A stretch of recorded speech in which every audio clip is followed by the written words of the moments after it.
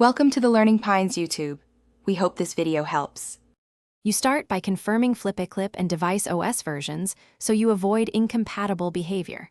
Once done, export or copy the project folder or flip a file to cloud or USB to preserve the work. Next, clear the app cache and force stop Flipaclip. This removes transient corruption. Reboot the device to reset file locks and background services, then reopen Flipaclip and attempt to load the project. This combination fixes many common loading failures quickly. If the project still won't open, duplicate the file and rename the copy. Sometimes file paths or characters block loading. You can inspect the Flipa or project JSON with a text or hex editor. Corrupted headers or truncated JSON are visible and explain why the app rejects the file. If header damage is minor, repair or strip the corrupted section.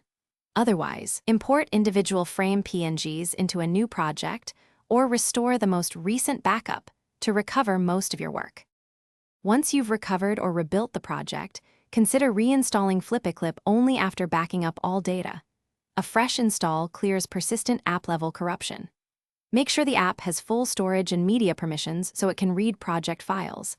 Missing permissions can appear as load failures. If problems persist, reproduce the error, capture logs and screenshots, and reach out to Flipaclip support with a description of steps taken, providing exact file names, device model, and OS speeds diagnosis and fixes. Thanks for watching.